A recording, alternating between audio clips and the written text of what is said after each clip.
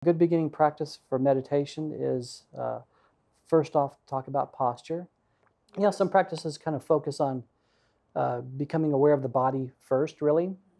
So maybe focus on your feet in contact with the ground, and maybe putting one hand on top of another in your lap just to give your hands something to do. We want to keep your spine straight. I typically pull my back away from the chair a little bit. One thing that really helps me a lot is to think of maybe somebody with a string on the crown of my head pulling up so that it straightens out the back of my neck and really helps straighten out the rest of my spine and pulls my chin down just a little bit so that you're staring at a spot a few feet in ahead of you. Many people meditate with their eyes closed, but again, if you're sitting still and your eyes are closed, what does your body think is going on? Right.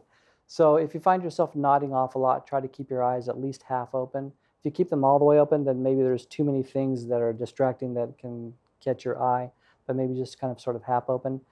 So that's what to do with the body. The hard part is what to do with the mind, because the mind is like this monkey going back and forth in the brain, grabbing onto this and then grabbing onto that. Oh, I want this. Oh, I want that.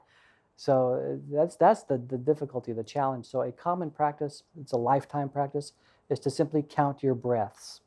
So when you breathe in, then breathe out, in your mind you think 1. You breathe in, 2, and so on until you get to 10. Then you start over again. And when your mind drifts off or wanders off, and I say when, not if, but when, once you notice that your mind has drifted off into this, that, or the other, then just kind of bring your mind back to 1. The breath count, it just gives your mind something to do.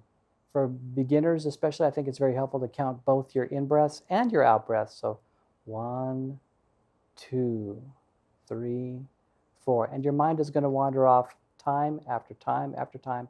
That's where people tend to really get discouraged. They think, I'm terrible at this. My mind drifted off in a 10-minute meditation. My mind drifted off probably 50 times. But you know what? That's 50 times where you noticed that your mind had wandered off and you started back over with the count. So that's 50 moments of awareness, which is kind of what we're looking to cultivate, right? So don't whip yourself about that. That's a good thing. One Zen teacher talks about this practice as being sort of like training a puppy, house training a puppy, where you put the puppy on the newspaper, right? To potty train him. Then what does the puppy do? Puppy wanders off, just like the mind wanders off, right? So you grab the puppy, put it back on the paper. It doesn't help to scold the puppy and to hit the puppy. You don't want to do stuff like that. It doesn't help. Likewise with your mind. Whenever your mind wanders off, just notice it. Pick the puppy up, pick the mind up, put it back on. 1, 2. Not every time you've had a thought, but every time you've had enough thoughts to where you've drifted away and have lost track of the count.